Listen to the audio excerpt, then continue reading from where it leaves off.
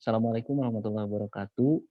Perkenalkan kami kelompok 5 akan mempresentasikan hasil diskusi kami mengenai minyak atsiri serai wangi. Presentasi kali ini ditujukan untuk memenuhi salah satu tugas mata kuliah Teknologi Produksi Tanaman Obat dan Rempah.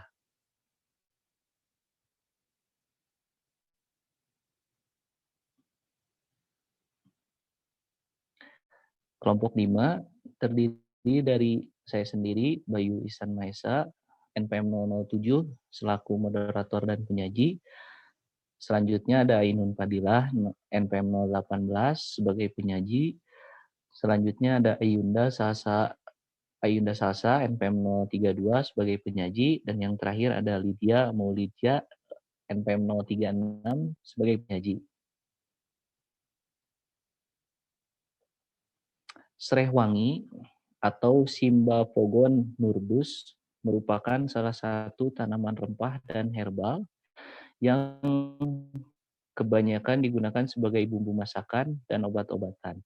Minyak serai wangi secara umum digunakan untuk mengusir nyamuk, akan tetapi sekarang ini minyak serai wangi juga banyak digunakan sebagai obat-obatan, misalnya sebagai obat untuk meregangkan otot yang kaku dan sebagai penambah nafsu makan.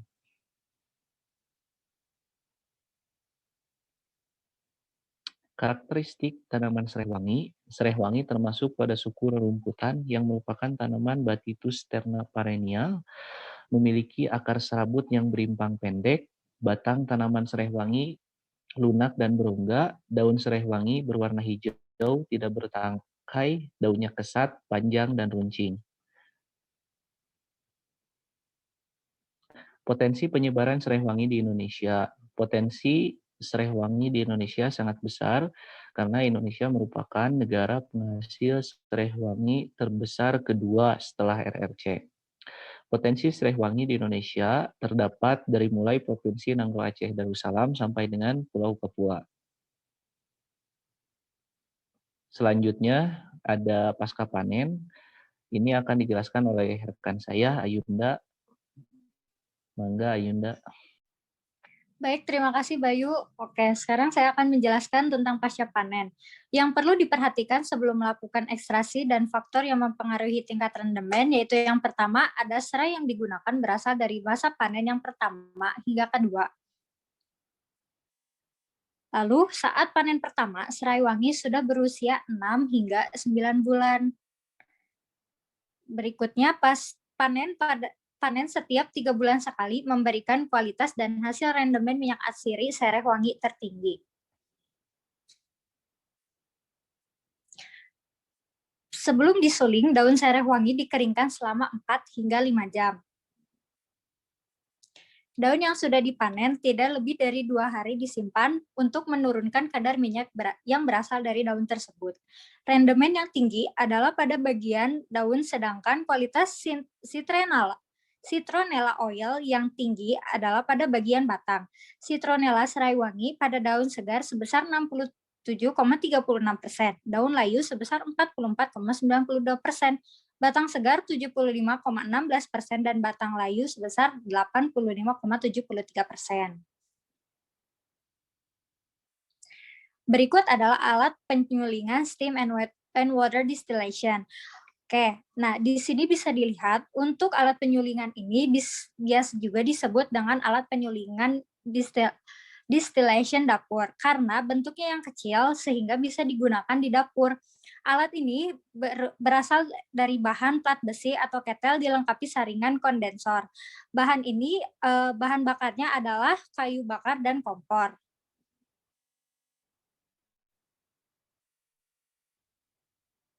Oke, berikutnya adalah proses pembuatan metode steam and water distillation. Pertama, masukkan air ke dalam ketel secukupnya, lalu ditutup dengan saringan. Yang kedua, masukkan serai ke dalam ketel, isolasi pinggirannya untuk mencegah panas mengalir keluar. Yang ketiga, lalu nyalakan kompor atau api dengan suhu 80 hingga 100 derajat Celcius. Lalu, uap yang terbentuk akan membawa minyak mengalir ke kondensor.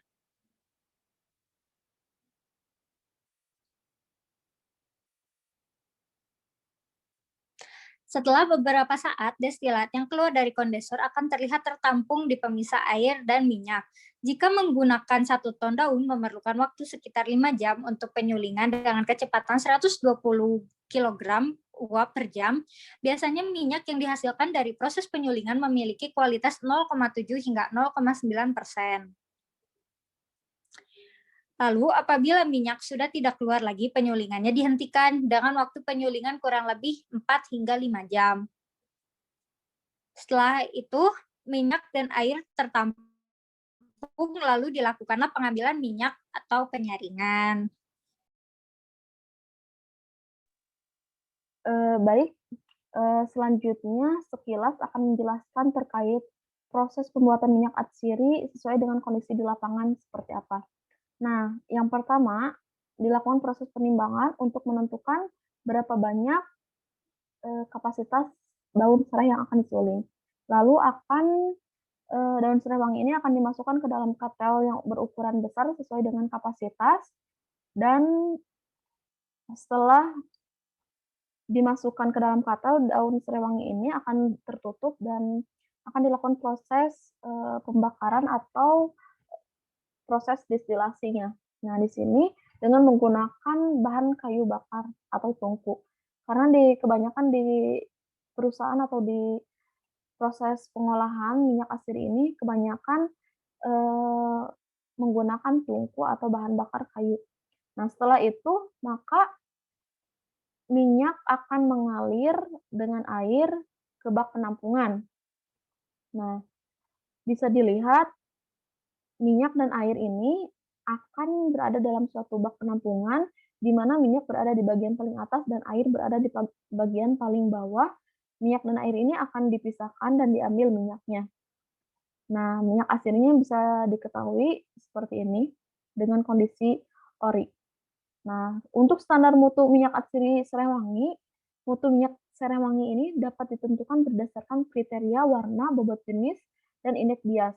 Nah, mengacu kepada SNI 06 3953 1995 bahwa karakteristiknya itu dilihat dari warna, syaratnya kuning kecoklatan, untuk massa jenisnya 25 derajat Celcius, syaratnya 0,850 sampai 0,892, untuk indeks biasnya 25 derajat Celcius, syaratnya 1,454 sampai 1,473, dan untuk kandungan geraniol totalnya minimal 75%, untuk citronellal totalnya minimal 25%.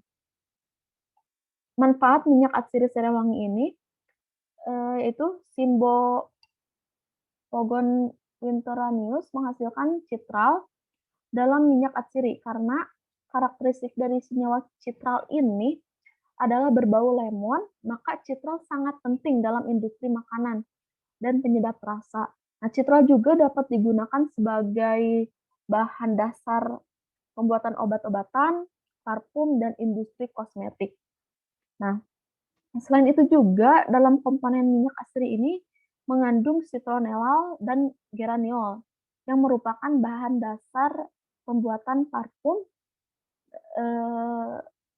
Selain itu juga minyak serai juga banyak digunakan di industri manufaktur atau di industri komersial, yaitu bisa dibuat dengan deterjen, pembersih lantai, aerosol, obat sakit kepala, sakit gigi, ramuan untuk mandi, ada antiinflamasi, terus ada penambah nafsu makan, dan juga ada penurun panas dan analgesik.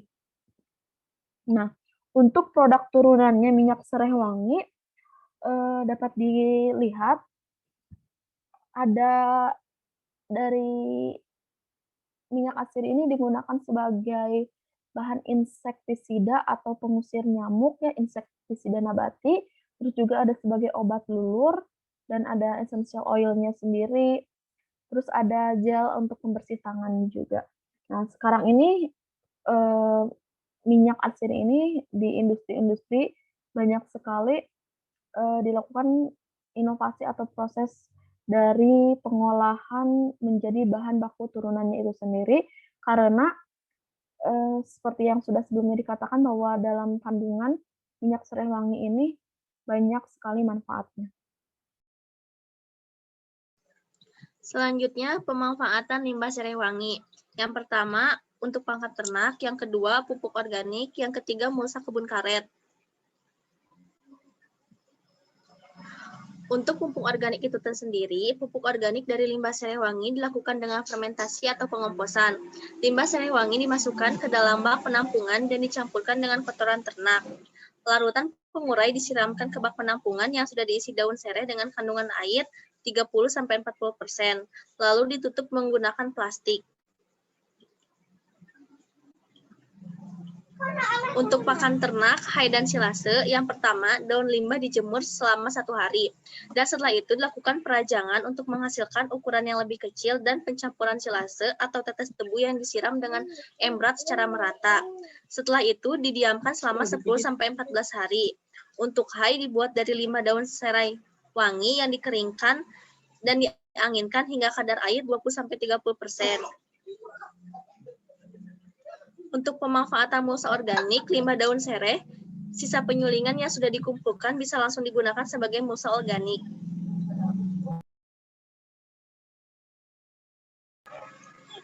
Ini merupakan salah satu contoh pemanfaatan dari limbah serai wangi.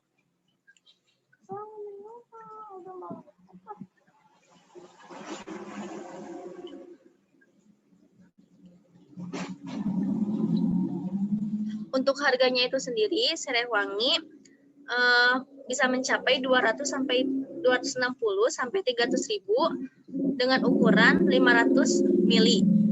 Sekian dari kelompok kami. Mohon maaf apabila terdapat kesalahan dan kekurangan. Wabillahi taufiq wal hidayah. Wassalamualaikum warahmatullahi wabarakatuh.